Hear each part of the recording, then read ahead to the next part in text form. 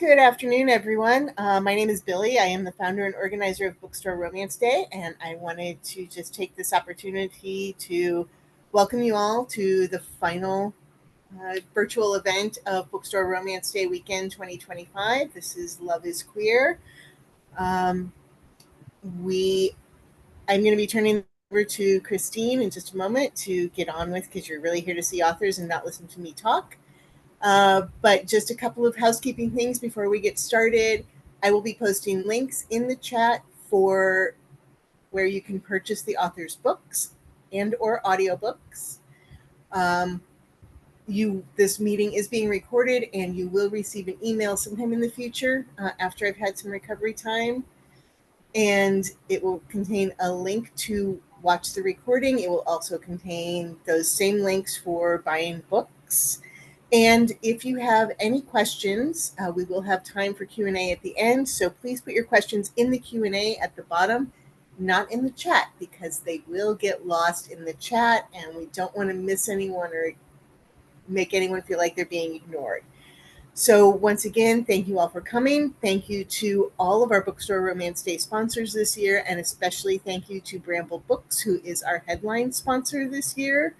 And now I'm going to turn it over to Chrstine to get started. Thank you. Thank you, Billy. Hi, everyone. I'm Chrstine. I'm a co-owner of Loyalty Bookstores in Washington, D.C. area, and I am so excited for today's event. We are closing out the Bookstore Romance Day weekend celebrations with the Love is Queer panel. It's going to be so fun, y'all. So first up, I'm going to just introduce our authors. Well, I'm going to say your name and then let you introduce yourself and tell us a little bit about your book that you would like to talk about today. So first up, I'm going to introduce Roan Parrish. And hi, Roan. Can you tell us a little bit about yourself and your book? Absolutely. So I have a visual aid. This is The Most Unusual Haunting of Edgar Lovejoy, which is my book that comes out in just under a month, September 9th. And it is a haunted house creator who doesn't believe in ghosts, falls in love with a guy who's literally haunted by real ghosts. And it's set in New Orleans. If you read my last book, The Holiday Trap, there are little sneak appearances from a couple characters in there, but it's really a book about love and fear and what it takes to be brave enough to truly love someone as yourself. And I was trying to think of a fun fact, and the thing that popped to mind is the other night at like 2 a.m, my girlfriend and I were out on our porch, and we moved recently, or a couple years ago, from Philly to the country in northern New York. And as a never having lived in the country person before, I'm like weirdly delighted by all these things that she, having lived in the country before, is kind of like, okay, it's an animal, that's cool. But we were both very delighted because at 2 a.m, we heard these little like snuffling sounds. And we were like, something either very cute or very evil is in our yard. Yeah. And we shined a flashlight, and it was a family of raccoons that were just like eating leftover bird seed in our yard. And so now we know that when we've come out and found the spilled bird seed like mysteriously cleaned away, that it is a family of raccoons who we feel very certain are queer, just to tie Oh, it all. yeah, definitely. Amazing. I love little baby raccoons so much. Oh, Oh they're my God. Okay. Melissa Marr, happy to have you with us. If you could tell us a little bit about yourself and the book you'd like to talk about today. Sure. I'm Melissa. I've been doing this for 20 years now, so I'm ancient. The book that is coming out Tuesday is called Tony and Addie Go Viral. Um, it's a book about a young woman who is in dire straits financially and gambles on selling a book, which ends up being a life-changing deal. And things seem great except for, she's very emotionally closed off, etc. And the one night stand she named the character after comes back and is cast as the lead in the TV adaptation. And I know that sounds super far-fetched, but my first book deal back in 2006 was a gamble, a long shot. And I was in those kind of financial straits and sold my first book, Wicked Lovely, um, in order to take care of my kids, basically. And now that book is celebrating its 20th anniversary and was just reissued. And so it kind of Nice. feels really full circle for me to be at the place where 20 years ago I was fighting to have a poly relationship in a YA book and being told, no go, you Mm. can't do that. And then, of course, readers being proving publishing wrong. It hit the New York Times and Hmm. launched a career. And now I am launching a contemporary instead of fantasy sapphic series. So 20 years in, readers are still amazing. So that's me. I love that. Happy 20 years. That's so 20 exciting years. and such an accomplishment. I hope you're proud of yourself because you should I be. am. I've been able to Good. take care of my wife and kids with readers loving the books. That's So, I mean, amazing. there's nothing better. That's amazing. Oh, thank you for sharing. Katie Casey, I'm very excited you're here because we are your local bookstore. Yay! Can you tell us a little bit about yourself and the book you'd like to share with the readers today? Sure. Yeah. Hi, I'm Katie. And yes, y'all are my local, very much my local bookstore. I have lived in the DMV all my life. I remember when City Place Mall opened, which is like Ah. across, yeah, I'm old too. It's across the street from Loyalty Books, in Silver Spring where y'all are. Mhm. But I write basically gay baseball romance books. I think that's what I'm best known for. I do a little bit of spooky stuff. So Roan, I'm really excited about that book because I love ghost hunting. Like I will read ghost hunting anything. The books I think I'm best known for are the Unwritten Rules series. We can hold up a very rare edition of it in print, Ah. which is about basically romance that takes place on a sports team that is not the Oakland Athletics, let's go with. It's the Oakland Elephants, and it's about baseball players who happen to fall in love with their teammates. Mhm. Um, I have a book coming out in September called Breakout Year, which is independently published, so I don't have a like nice print copy yet, but it is coming. And that one is about a player who gets essentially traded right at the trade deadline to a from the Cleveland baseball team to the New York baseball team, and sort of flings himself out of the closet by accident during a press conference, and decides that in order to endure the New York media, what he needs is a fake boyfriend, who happens to be somebody who he knew way back when. But Ah. I'm very excited about that one. Um, Awesome. And that yeah, comes out next month, is that right?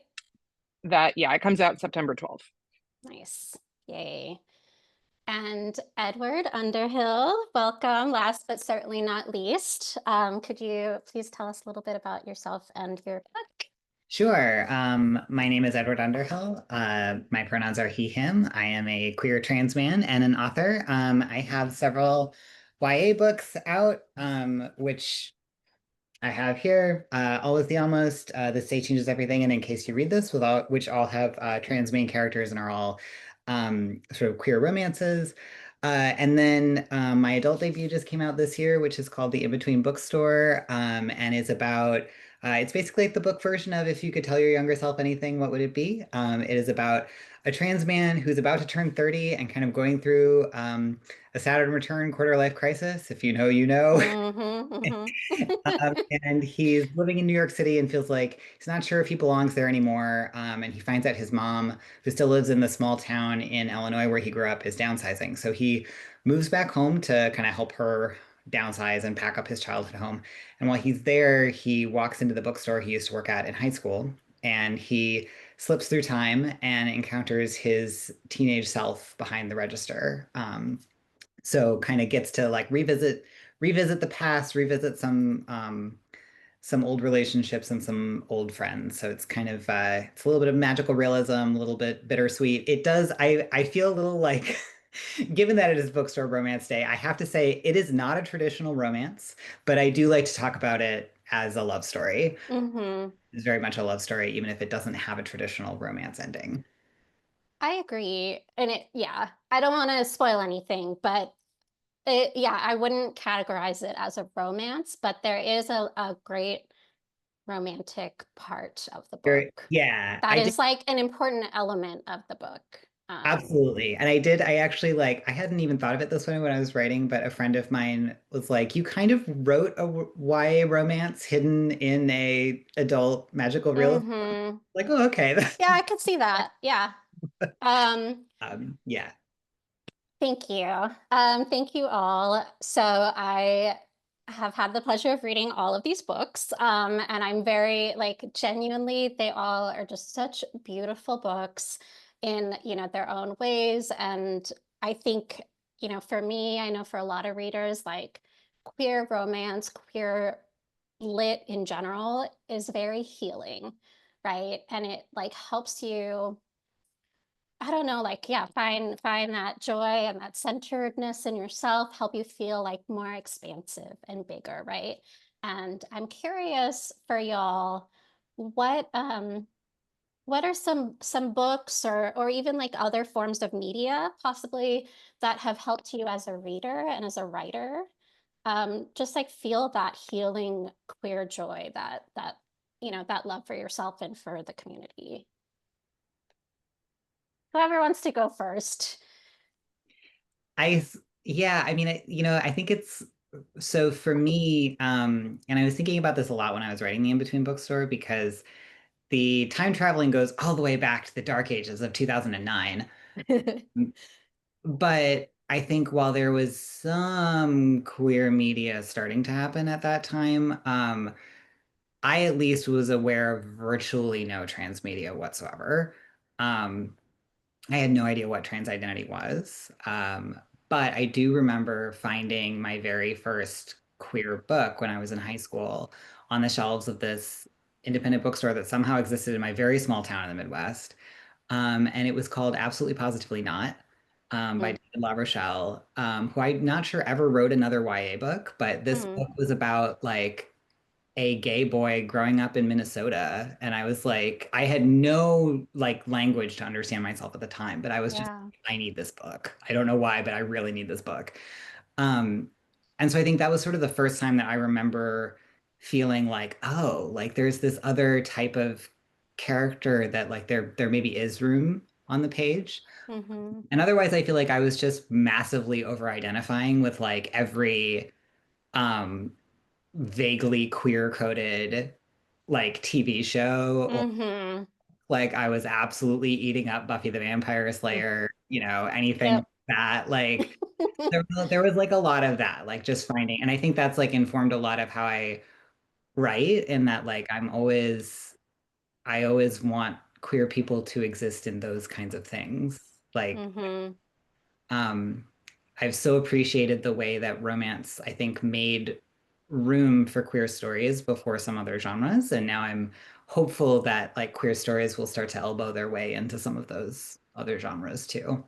Definitely. I think, yeah, genre fiction and romance in general and YA too, like Yeah. really have taken the lead on being, for queer stories, for BIPOC stories, like, marginalized voices in general, like how they've really done such a good job in that. And the rest of publishing has more work to do. I mean, all publishing has more work to do, let's be honest. Um, Yeah. okay, thank you. So I was born in the 70s. And so there weren't those kind of options anywhere. I was born in rural Appalachia. There was not even a bookstore, much less one where I could find one of those rare books. So for me, a lot of it was music. It was Joan Jett. It was, Melissa Etheridge, Indigo Girls. I mean, it was reading books and substituting myself for the male character in the book, because I could find that relationship. I could find that love relationship if I were the guy in the story, right? And so it wasn't until more recently, in 2006 or 7, Melinda Lowe's Ash came out. And I was like, wait a second, you mean I could write this and publish? Like I could do both. Um, so it was a long time coming, It was very much a case of looking for cis hetero relationships and substituting myself. I realized I read a lot of first person fiction, specifically so I could skip the fact that I was technically reading a man's point of view, which, Right. by the way, not healthy for your brain.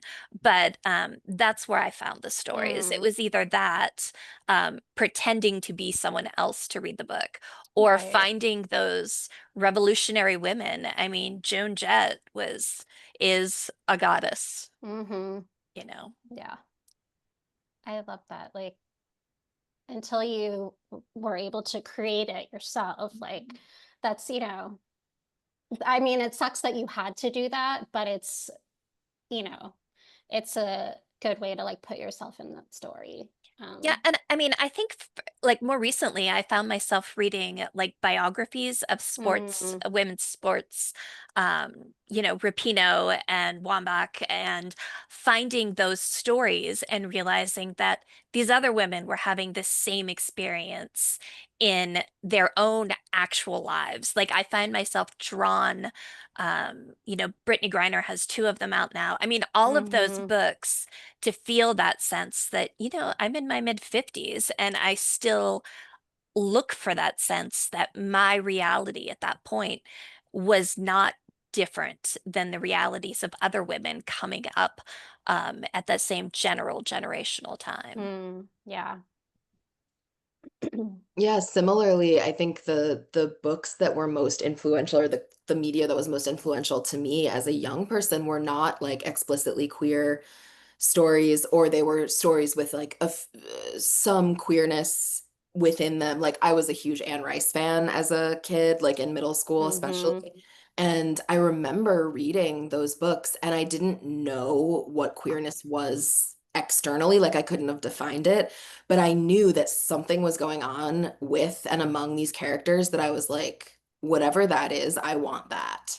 And I think that I was also super, super into music, like Melissa was saying, especially like grunge and metal and punk music, and watching people take their own personal inspiration and like turn those into things that other people wanted to emulate, I think was deeply, deeply inspirational to me. Like you could see someone make I don't know, a bracelet out of a sweatband, and they would be on MTV. And then like a month later, everyone in your 7th grade class was wearing a sweatband bracelet or whatever. Yeah.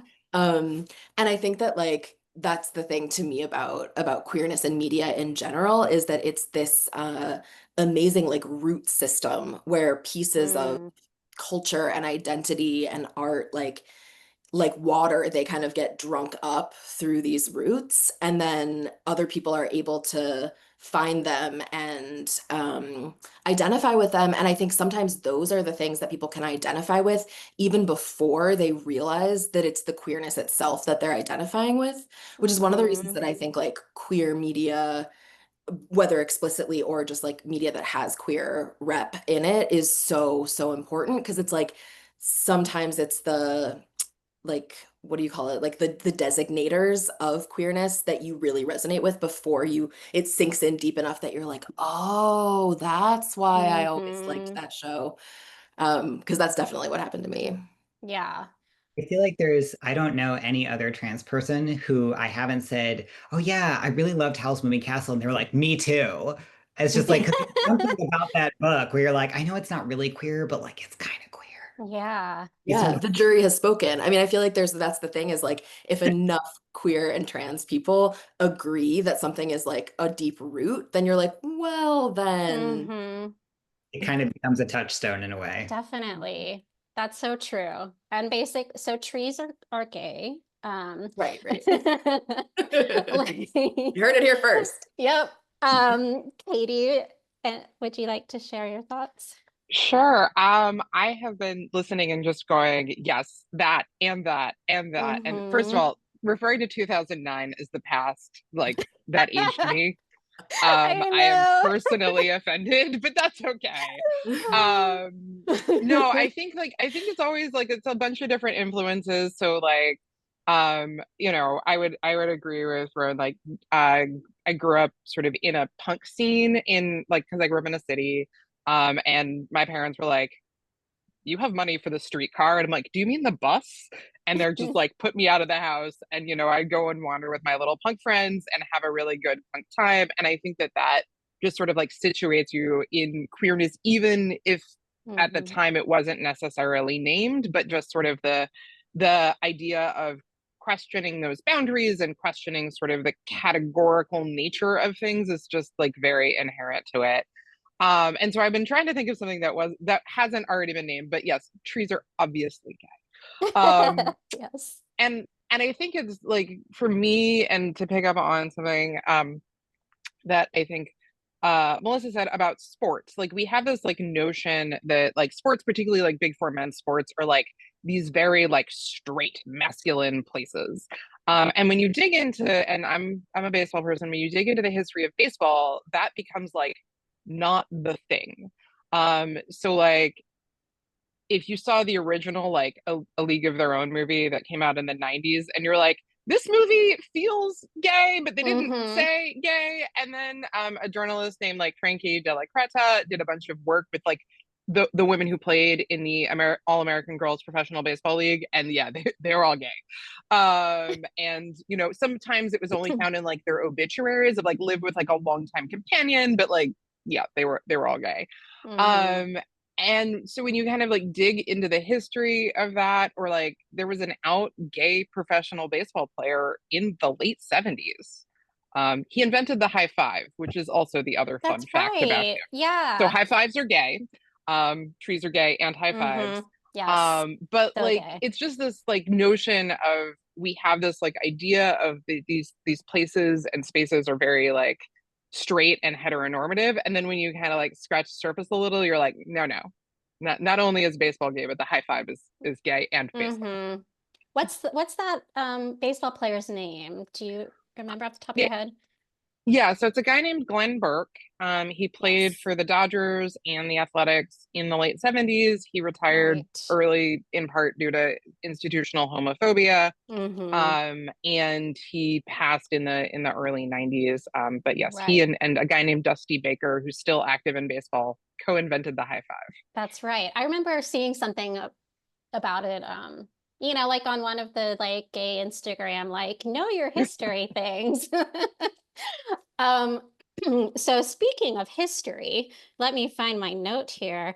In Tony and Addie Go Viral, Melissa. So there's the character Addie is talking about this like upcoming Victorian stage production she's going to be in with Dracula, where Mina and Lucy are the true romantic couple, and it's the play is told through that lens. So that has inspired my next question for everybody. If you could retell a classic, through a queer lens, what would it be? Yes. And vampires are so fucking gay, y'all. Oh, I hope I can curse. Anyway, I forgot to check. But they're very, very gay. Anyway, retelling a classic. Melissa, would it be vampire or Dracula or something else? I mean, I would love to. And that's definitely you caught me. That's where I was going with that. But I had actually just finished writing a retelling of Jekyll and Hyde. Um, uh, The Strange Case of Harleen and Harley for DC Comics. So I Oh, wrote a graphic nice. novel for DC Comics that came out last October, and um, and I was really proud of getting to play with that, to play with the Jekyll and Hyde. I was really pleased they leaned into it. They had me pull quotes from the original and put it Mm, between sections, and it was really exciting because I feel like a lot of times, yes, we have made progress, but there's this constant, like, it's a coming out story. Everything's a coming out mm, story. And in this case, I wanted a story where the book starts, they're already girlfriends, but they're girlfriends having capers and blowing things up and, Harley things. It's yeah. Harley and Ivy. So I got to do that one. But Mina, Lucy, Christabel, I mean, the whole vampire as, sapphic representation seems so obvious, despite what my grad school professor said. I really think a lot of them are. I mean, and there's a really cool, if you want to get into literary theory, there's an article about triangulation of desire, in which Mina is the vehicle through which Dracula and Jonathan can express the fact that they're actually in love. And since Mm, there's, taboos on gay love in the Victorian era, Mina is the excuse they use. So instead of touching each other, if they both touch her by definition. And I want to say it's Elaine Paglia. mm. It's just called Triangulation of Homosexual Desire in Victorian Literature. So if you want to get really geeky with literature, that's where I would go. Yeah. Was she your inspiration possibly for because there's the book Friends and Secret Lovers, Lesbian Relationships in the Victorian Era? Yes, I The love book that that, book. or the, yeah, okay, cool. Yeah, no, I actually fell in a rabbit hole in grad school looking at because they had Boston marriages at that point and all of that sort of stuff. But there's so much literature that seems like it should be. And if you dive deep into that, you end up in a place where you're exploring sex work and Mm, as an avenue through which women can claim volition and independence over their lives. And so you start seeing the two things come together. And oh my God, I sound like such a school teacher. I'm gonna shush. well, I think it's fascinating. But okay, who would like to go next? What classic would you want to do a retelling of with through the queer lens? I feel like I'm sort of torn between two classic books that I deeply love, which are Persuasion by Jane Austen and The Scarlet Pimpernel, Yeah. which I just feel like are both, um, I don't know, who doesn't love like a sort of second chance romance type of thing? I remember Mm-hmm. like Persuasion is possibly my favorite Austen. And then The Scarlet Pimpernel, just like, I mean, if you want to play with like trans identity, there's so much like double identity stuff going on. Mm-hmm. That would be very fun. I love that. I collect different editions of Jane Austen books, and I am a Pride and Prejudice girly, but Persuasion is my Oh yeah. second favorite. Oh, so good. Yes, someone said mashup. Uh, queer, yes. Persuasion, Scarlet Pimpernel mashup. Here we go. Yeah. Put us So in the this book, acknowledgements. Yes. uh, I was going to say this book started out as a very light retelling of Persuasion. Ooh, yeah. Yeah. I could see So that. it's a second chance and they get separated and instead of like going to the sea, you get traded to essentially the New York Mets, Yeah. which is like going to the sea. But yeah, that's sort of the inspiration. So yeah, what classic would I retell? Well, this one. But I would say if folks are into vampires, because I love vampire stuff, and they haven't read Carmilla, that is obviously like iconic Mm-hmm. gay, predates Dracula, and like old books pacing like slaps. Yep. So that thing just like hauls. And so I would say it's a really good like I want to sit down and read a whole book in one sitting kind of book. If you Mm-hmm. like lesbian vampires, which who I doesn't? mean, who doesn't? Oh my God, Carmilla is so good. And I co-wrote with Avon Gale, wonderful author, a book called Thrall, which is a Dracula retelling. a few years ago, and that was my like number one that I always really wanted to do because I just think it's such an incredible novel. But I think if I had to do a classic, it's already so gay, but The Picture of Dorian Gray is one that I would love to Yeah. do. I mean, it's very gay already, but I feel like things could always be gayer with just the slightest little bit of effort. And I love the idea of digging into the sort of idea of like what would the painting be in contemporary setting. Uh, Hmm. and I also like if I can sneak another one in. I know this isn't, well, it's not as old, but it's definitely classic. I have like a real soft spot for Edith Wharton's Ethan Frome. And Oh. I feel like that could be such an amazing gay story where it's like not only are you trapped by boredom, snow, and the tragedy of bad taste, but also you're gay. Yeah. Oh, I love that. And Yeah. that's like not something that's had, countless retellings or No, because anything. everyone hates it and thinks it's the Yeah. most boring book ever written. I actually There's the literally challenge.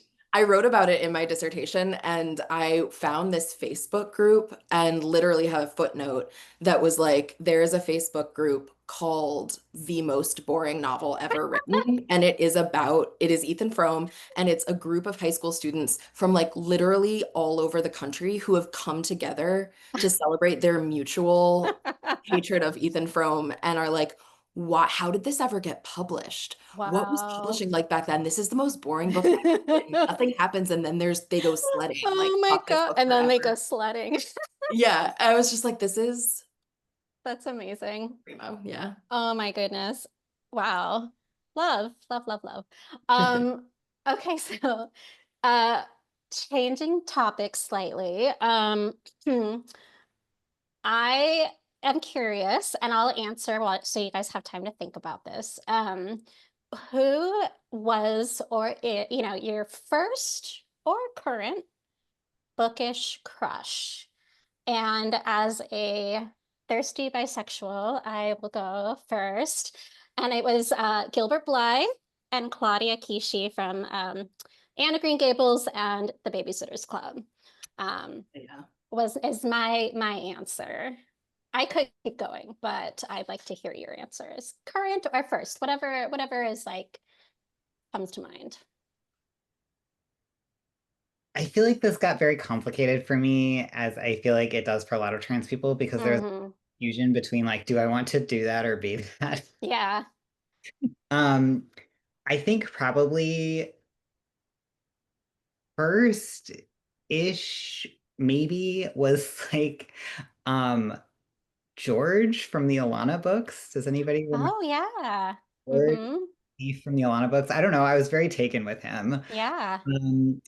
So I'm gonna go with that one. In terms of current ones, that is a really good question.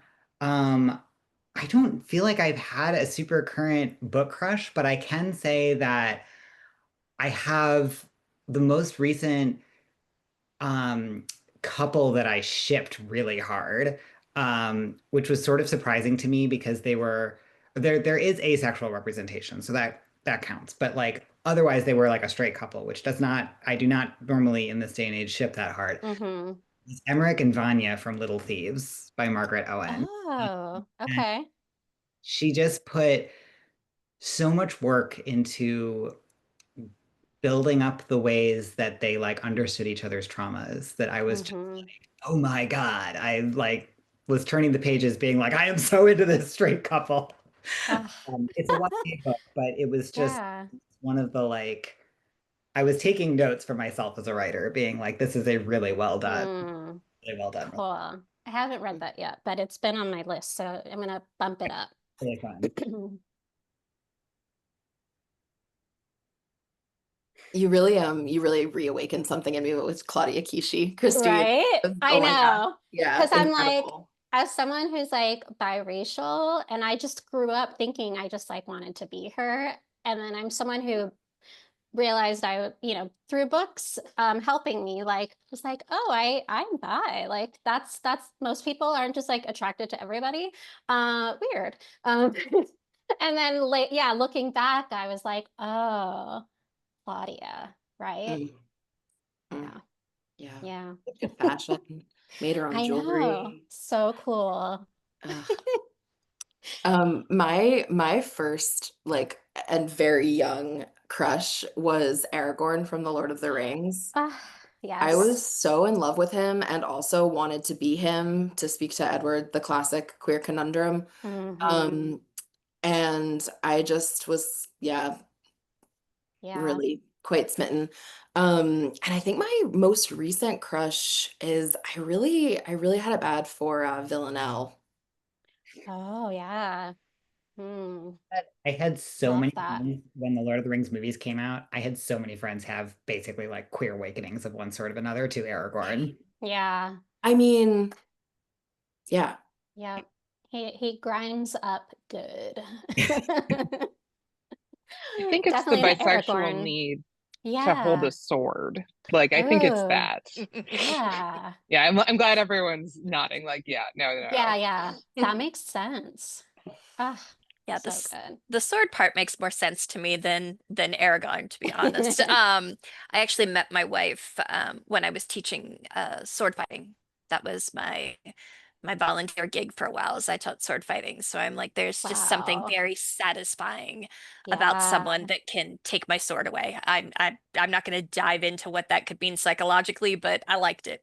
Yeah. Um, but for me, my first crush was actually Kitiara from the Dragonlance books way Oh, back yeah, when, yeah. in the 80s. Mm-hmm. She's evil, rides a dragon, commands people to their death. I mean, very, very appealing. Um, So hot. yeah, and then I went on and discovered literature, and it was Eustacia Vi and Thomas Hardy's Return of Mm. the Native, which again, dark hair, deadly, commands people to their death. I mean, Yeah. yeah. I sense a theme here, Yeah, I did and too. it's And great.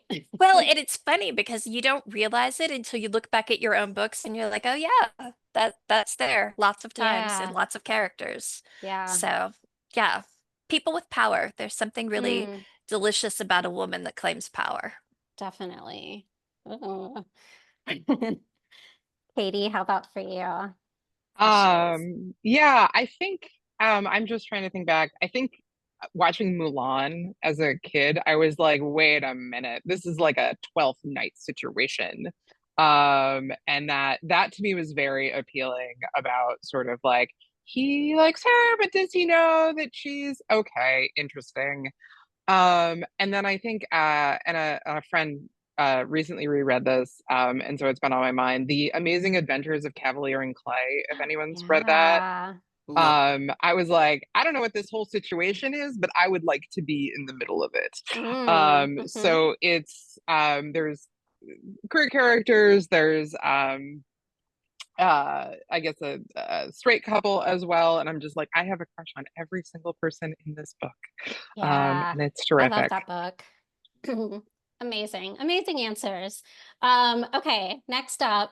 So as I told you guys earlier in the green room, so I have this bookmark that Hannah, the other owner of Loyalty, gave me. If you can't see it, it says coffee, icy, books, spicy. And it is like, if you were like, what's Chrstine like? You could just give somebody this bookmark and they would be like, oh, okay, right? Iced coffee. Um, if there was going to be a bookmark made about you or for you, what do you think it might say? I think it would probably just be like tea, cats, and constant deadlines because I feel like that's my life. I I was love, talking with a friend recently that like my agent understands that I'm like, can I have a deadline? She's like, yes, this particular date. And I asked my editor recently, and I was like, can I have a deadline for this thing? He's like, oh yeah, end of August. And I was like, no, you don't understand. I actually need you to give me a day. Like yeah. my brain like needs deadlines. I mark everything on my calendar. Mhm. Such a Capricorn. This is like how I function. Yeah. So yeah, I think, and I drink a lot of tea and I have a cat and I really like cats. So Yes. probably be it. Yeah. I love that. Side note, Edgar in your book, Roan, is like the sweetest little cinnamon roll. And there's like one part in the book where he's like, I love cats. And I was just like, oh my God. He works at a cat cafe, y'all. Like, it's just so sweet. Okay. That was the end of my side note. Okay. Roan, would you like to go next? Yeah, I gotta admit, even though you told us this in the green room, I like this is the reality of my life, is that it would not be a bookmark and it would not say anything. It would be like this Yeah, stuck into the middle of a book, there you go. with like 4 other parts dog-eared, Mm-hmm. because I want to reference between things, or like what I usually do, my phone stuck into the book that I'm reading, and then I can't find my phone. Yeah. And then I'm like, well, I can't find my phone. I guess I'll just read. And then I open the book and I'm like, my phone. Like, that's kind of the reality of Yeah, the situation I that we're love it. living I love that answer. Yes, amazing. Melissa, Katie, who'd like to go next? All right. I don't think words. My house is decorated with way too many pets and lots of dead things. I like to go to archaeological sites. My daughter is actually an archaeologist now, and Mm. half of my tattoos are dead things with either flowers or butterflies. So basically, it would probably have some sort of bones. Like I have a tattoo up here of the first animal that she defleshed herself for work, Whoa. not not Yeah, a serial killer. Um, and good butterflies on it. clarification. I mean, Yeah. it's important when, I mean, but most of my decoration is either death or nature. Mm, So something to do with that. I love that. That reminded me of a long time ago read for fun, because I am a weird nerd, a forensic anthropology textbook, and I discovered don't read that on a plane. When you get to the chapter about plane crashes, you're like, no, no, like I'm good, I don't want to know what they do.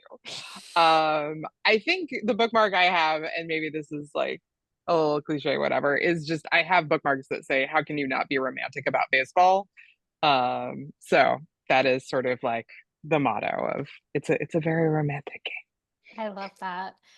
Speaking of baseball, so I am some, equally like spreadsheets and like, data and then also just like vibes, right?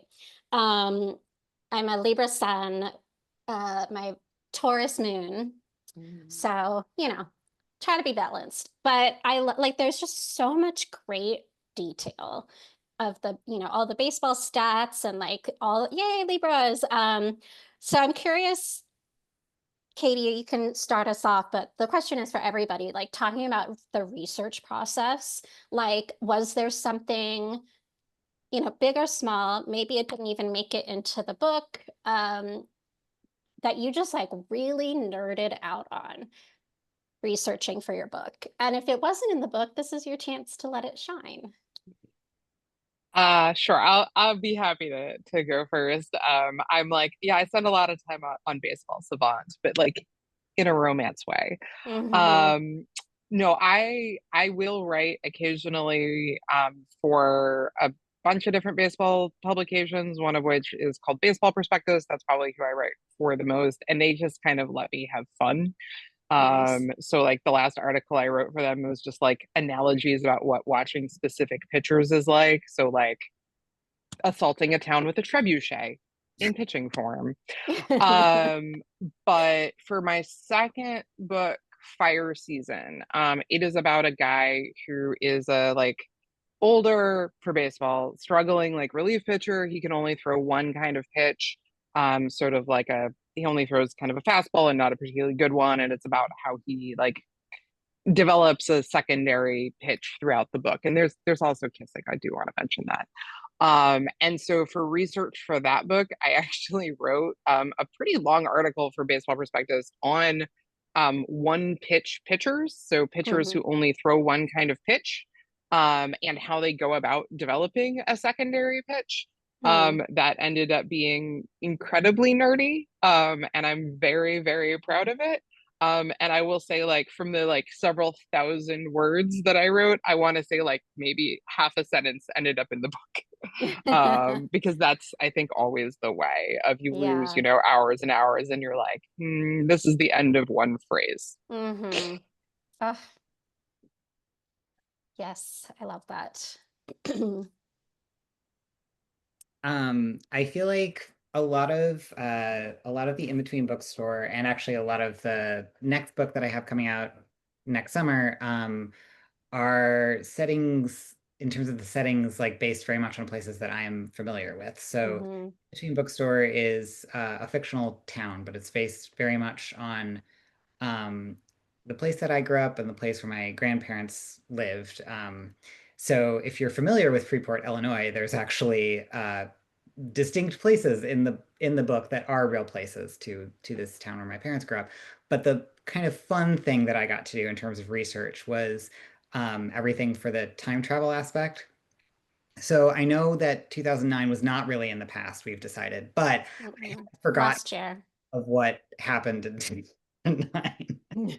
So I did I found myself doing a lot of like research in places I wouldn't have necessarily expected for books, such as BuzzFeed lists of what everyone's bedrooms looked like in 2009. Like that's Yeah. like where I was thinking, like, where do I find this stuff? Like, what were the magazines people were reading? Mm-hmm.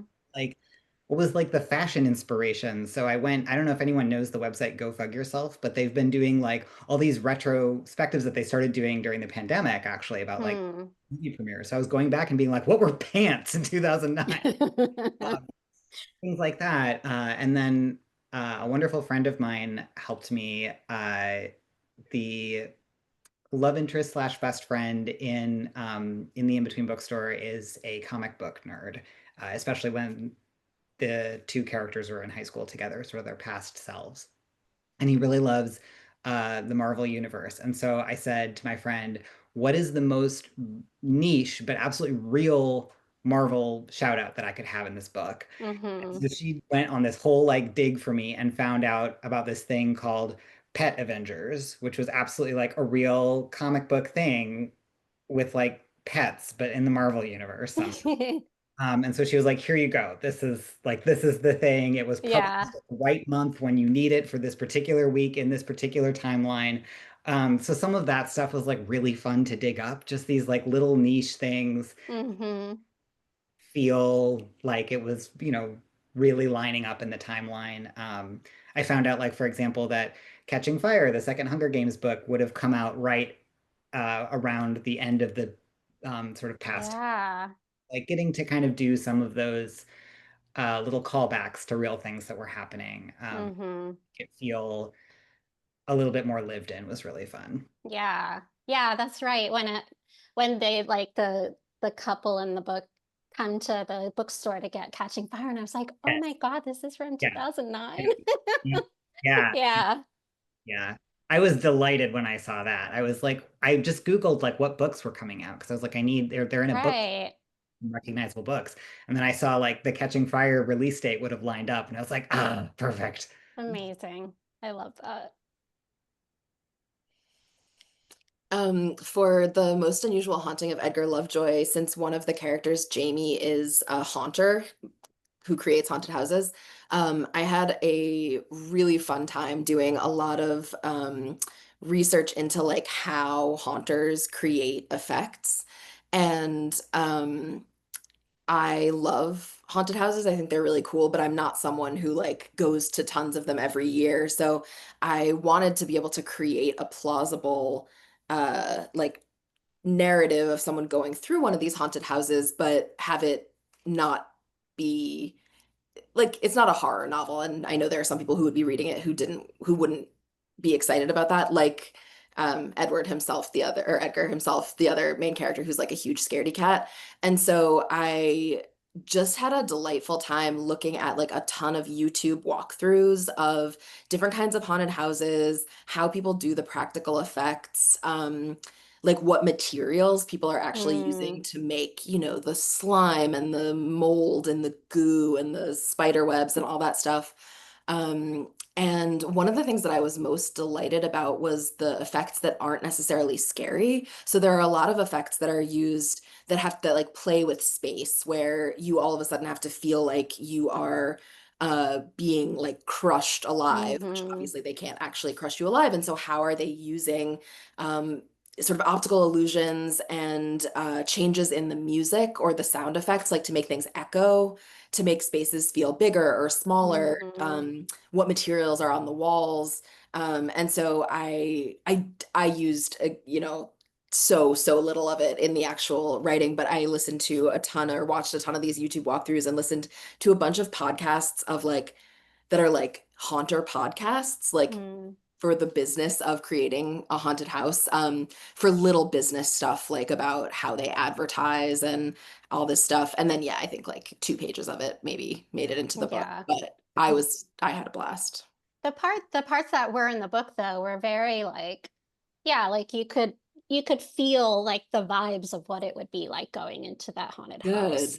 Good. So it came through. The research comes through, even if it's Oh, just a good. small part of it. Yeah. I'm so glad. I love doing research, and anytime I'm writing a book, one of my favorite parts is that I just take whatever like weird shit I'm obsessed with in the moment and I give that interest to one or more of my characters. Mm-hmm. So, I mean, I feel like I've done like uh beekeeping and honey making, every kind of art or craft possible, all these different things. And it's like I let my hyperfixation in it kind of run its course by giving it to Yeah, another character. So it's always fun to do the research. It feels like a little treat.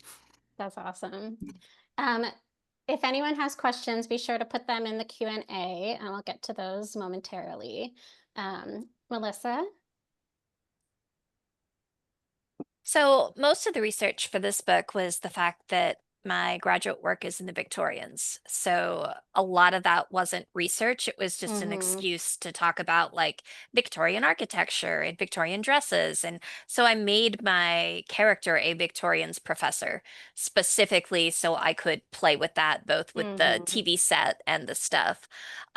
What I had to research, which I have to admit was super embarrassing, was dating apps for the second book in this world that comes out in January.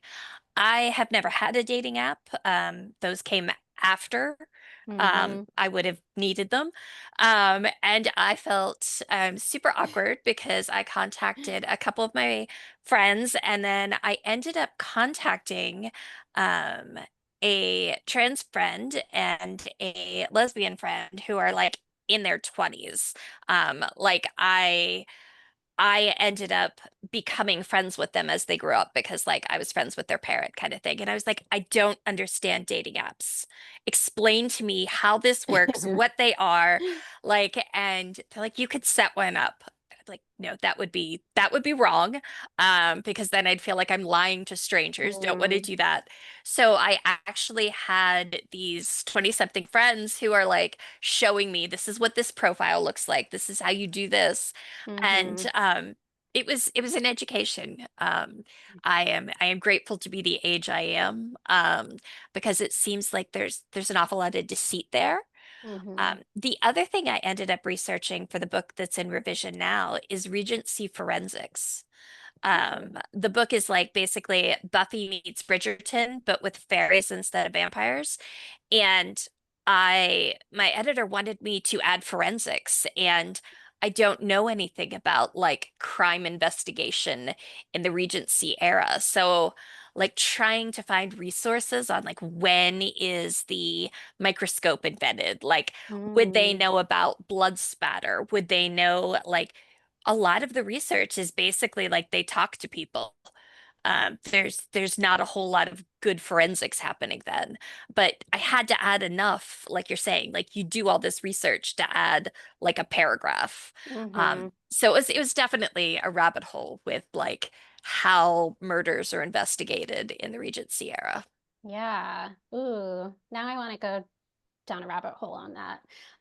Speaking of 2009 and research and dating apps, so I met my husband on Match.com, but in 2009 when we met, like I think that the apps were starting, but they weren't really like I wasn't on any of the apps at that point, and like don't know them. So it's like that weird time period.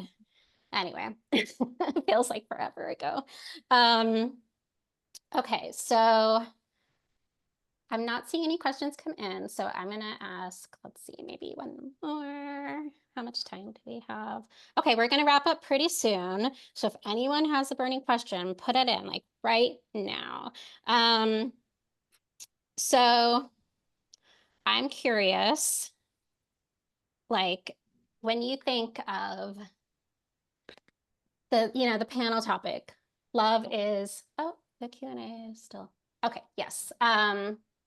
Like the panel topic, right? Love is queer, queer love, like, especially like thinking about, at the beginning of In Between Bookstore, and then the friend and family groups in Edgar Lovejoy, like they both kind of start similarly with like the one character going into like the group of friends being like, you made it, like, wow, you're here, and I'm just like thinking about, right, like queer love, it's so much more than just romantic love, right? There's the friend groups, like the family and found family, and I think that's like such an important thing that I have seen in all of your books. And I'm just curious for y'all, like when you think about like love is queer, queer love in regards to like bookstore romance day, what does that make you think or feel? Or yeah, just a little question, not philosophical at all. I love that question because I think one of the things that I love the most about queer fiction and queer any queer media is that there's this like queer community, found family. I think that that is so important because for most queer people, like you don't necessarily grow up in a queer family or a queer community.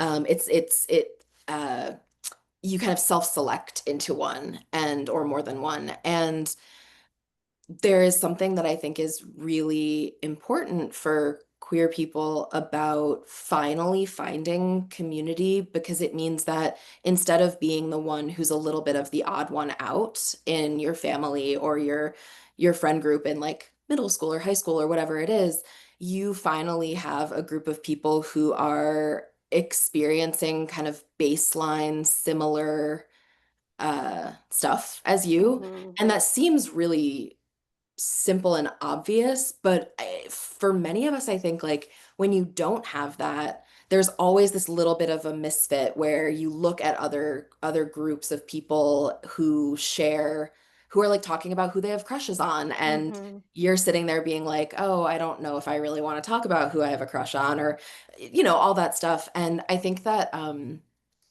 found family and community, especially in a moment like right now in August of 2025, when we are in an absolute fucking shitstorm of political and social horror, is so important. And standing firm and declaring that we are here, that we are legion, and that we will write stories about our joy, about our challenges and our struggles, and that it's going to be art and it's going to be art forever. And like we write these words and these words persist. They exist. There's nothing that can be done to erase them or make them disappear. And I feel really emotional anytime I get to like be on a panel with other queer authors writing Mhm. queer books because I think that like the world needs that art. Like we need it and we need it now more than ever. And so I'm just like, I love reading queer books. I love seeing your queer little faces. And I feel really, really honored to get to like beam this message of romance, happiness, and joy out into a world that is like pretty dark right now. And yeah, I'm just really happy to be here with all of you. Thank you. You made me tear up. Thank you for sharing. Yeah. I feel like I've thought a lot about sort of yeah, some of the like the question of like what is writing queer love mean right now. I've found myself doing a lot of looking backwards. I think in the current shitstorm, the thing that I have been finding myself really wanting to find is evidence of other queer people, especially other trans people, having been here a long time before I knew that they were here. So my partner, for example, for Christmas got me this wonderful photographic essay book that is just pictures of a bunch of queer elders who have been here for a long time and have been existing, you know, as their authentic selves for a long time. And I think that the thing that I very much like when I first wrote my first YA, I was very much solidly in the camp of I am writing joy as resistance. I am writing this trans character who's going to get this like happy ending, and it's going to be this like romance that features a trans character. And that still means a lot to me. Um, but I think I have become almost like very defensive of the much larger and messier definition of love. That it doesn't have to fit neatly into a bow or like a package that's defined by a patriarchal cis heteronormative society. And I think that it's very, very easy for publishing to cater to those readers and take whoever they're publishing, whether they are BIPOC authors, whether they are queer authors, whatever marginalized audience they are, or authors they are, and try to figure out how to mesh that identity and mush it around and fit it into a package that is going to be for those readers. And I feel like the balancing act that I am always trying to do as a writer is how do I bring those readers in to my space and say, but here is how love works here. And it's messy, and sometimes people break up because that's what the real world is too. And sometimes they're actually their love story is really about them and their friends. Sometimes their love story is about them and themselves. Sometimes it's about them and their family. Sometimes it's about their found family. It can be so many different things. And sometimes there's a relationship in there too. My book that comes out next summer is much more of a romance with a sort of traditionally happily ever after. Um, but that like how that looks gets to be as big and complex as the actual queer community. And then I think as the shitstorm gets bigger around us, I sort of feel like my inclination has always been to kind of just get like bigger and take up more space at the same time. To be like, we are complex and we are, you know, enormous. And like, I mean, like Roan was saying, we are Legion and we are all different. And I think like one thing that has struck me is as a queer author who has published books recently is the number of one-star reviews that I've gotten on Goodreads from other queer readers. And what I have seen in so many of them is basically, this didn't resonate with me. And my reaction has always been, okay, that's fine. Not everyone likes every book, but what it means is that there are not enough queer books yet for you to find the one that you need. So what I want is for like there to be myriad queer books so that you can find the one that you need. And that means that we need ones from like every experience with every different, with some with romance, some without romance, some with this identity, that identity, you know, all of that sort of stuff. So that's kind of, I think, my hope in thinking about like queer love is like love for the entire community, and to bring the entire community in and to reflect that outward to like the entire readership. It's like, yes, bring your straight friends along too, but like here first are the books for anyone who needs them within the community. Thank you. I have to say, I want to echo so much of what's been said here. The response to seeing people say in the early reviews to Tony and Addie, that's not what lesbians are like. And I got that with my Remedial Magic and my Reluctant Witch, and there's this sense that honestly, I feel like it's the 80s and 90s again, where there is this heteronormative perception And I'm looking at Hunting Wives with this too, that the idea of women loving women is for the heterosexual gaze.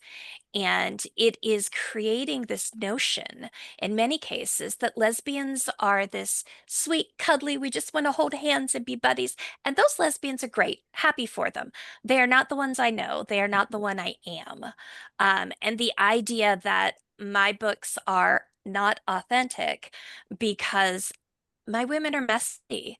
They're toxic. They have baggage. The one coming out in January is a rape survivor because dealing with that, and does that mean what I am is because of external experiences, or is this really who I am? I know so many women that have these experiences, but that's not the sort of books, that's not the sort of media that I'm seeing traditional publishing want. I feel very lucky that Bramble has purchased and is publishing my books. I expected to have to self-publish them because I got messy. I think that the idea of hook up first, maybe date later is incredibly common in all cultures, not just Sapphic. And to see these things becoming debates again, we did this. We did this in the 80s. We did this in the 90s. We fought for these fucking rights. We fought for this space. And now I'm just tired. I'm tired of having to make arguments that I made 20 years ago. I am tired of having to say that I have no problem with any reader reading these books. But if you want them because you want it to match your perception of what we're like, and again, Hunting Wives infuriates me for this. You know, it's every time you're dancing with your girlfriend at a club and everyone thinks you're there for the male gaze. You're there for someone to ask to be in that sandwich. Um, it's it's so offensive to me that we're having those fights. We're seeing things like you can't adopt in some of these countries if you're two women. Women can't have in vitro if they're not married. I mean, like all of this shit.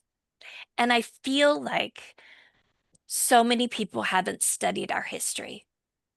I love that some of our queers grew up with the rights that we fought for.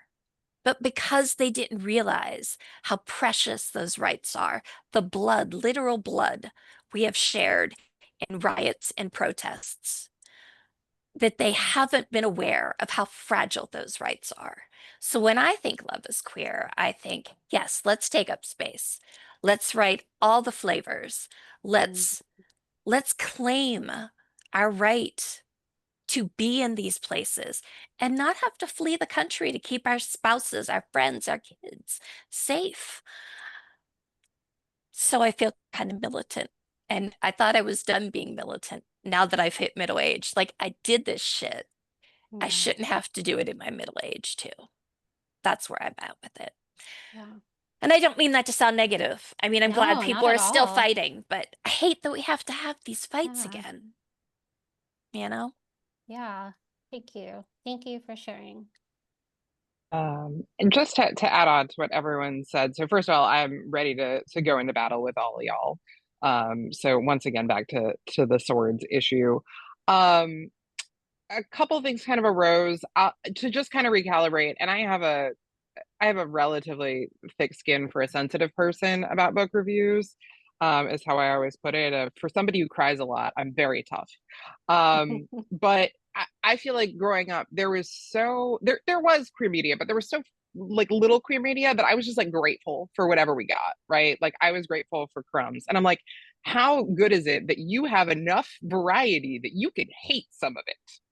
Like when you're at the buffet and there's only two items, you don't get the luxury of disliking one of those items. And I hear what you're saying, and like a lot of readers do sort of go and apply certain things, and like I've gotten a lot of like, why would people be concerned about rights being revoked? And I'm like, oh sweetie, like I'm like, you know, why would you like be like so heteronormative and have your characters get married? I'm like, for legal rights, for legal rights. This was a big deal, this is a big deal. Anyway, But somebody in the chat linked to an article by Talia Lavin, who goes by Swords Jew on Blue Sky, and has written a lot about basically like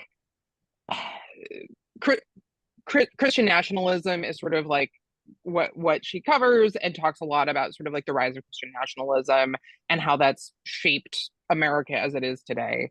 And she wrote a recent article about essentially discovering and like diving headfirst into historical books, and just sort of as a and sort of like reckoning with the fact that like obviously her sort of beat and her sort of what she covers is incredibly emotionally difficult, and realizing that like she needs to have essentially like not an escape but at least an exit point, so that she can like re-enter at some point to continue the work. And she quotes Allen Ginsberg in the piece and says like, I will put my queer shoulder to the wheel. And I think that that really just like evokes for me the like that need for perpetual work, but also that need for rest and those being in balance. And like I think she quotes Pierre Cayavot, I'll quote Pierre Cayavot, and it's, you know, you are not at liberty to finish, you know, you are not obligated to finish the work, but you are not at liberty to decease from it. And she really kind of gets into that in that piece that I think that works just tremendously well. So I would say like if folks are looking for like something that kind of summarizes what I think of as queer love and the sort of like the meaningfulness behind what these books can be, not necessarily as an escape but a rest, I would definitely check that piece out. And also she recommends a whole bunch of really good books, which are also very fun. I love that. Thank you. I yeah, there was something that if I'm remembering correctly in Roan's book, that was like curiosity is the opposite of fear. And that's something that really resonated with me, and that aligns with what y'all are saying too. We have one question from the audience that came in that's quick, and we'll wrap up with that. Melissa, if you need to run off, feel free to, but it'll just be a quick little ditty to wrap up our conversation.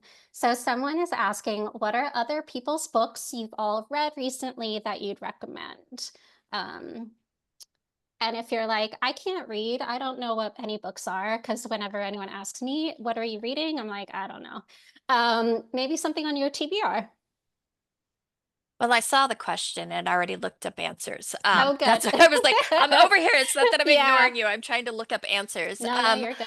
I've been reading Brood with Love by Shelley Page, which is really, really good. And I recently finished Love in Focus by Lila Lee. I think I'm saying that right. And I mean, I'm a romance reader. I read lots of things, but these actually might both be YA romance, or maybe one of them's not, but they're younger. They're hopeful. So, I mean, if you want to get recommendations here, it's hopeful romance, and those both are doing that. So, Lila Lee, Love and Focus, and Brood with Love by Shelley Page. And they both have gorgeous covers. I don't know if you can see that, but it's just pretty. Oh, yeah. I like that. Thank you.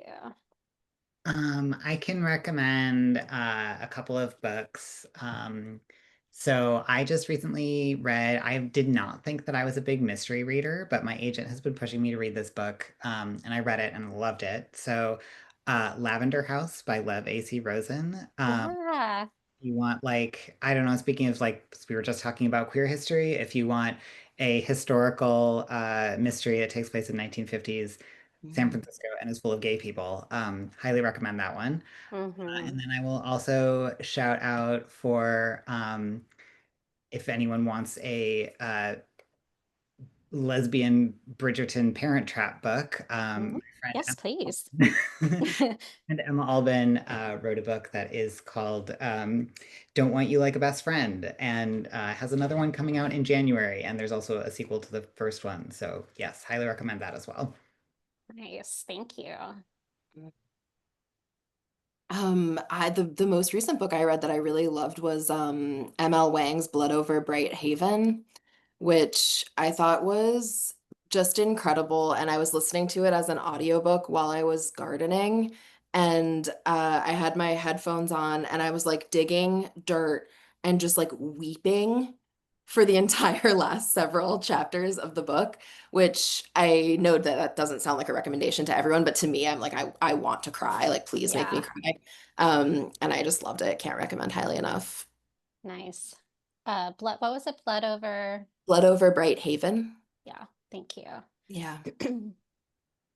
I brought my list down because I know this inevitably comes up as a question, and then I'm like, Yeah. I've never read a book. What's a book? So two that I really like. So I love Lavender House as well. Like Lavender House is terrific. Nicked by M.T. Anderson, which is his, I think, adult debut. Yeah. I love anything with a heist. This is like a early medieval like voyage heist book that is gay. And I got to the point where I was like, if the reliquary thief and the monk don't kiss, I'm going to be very mad. They do kiss.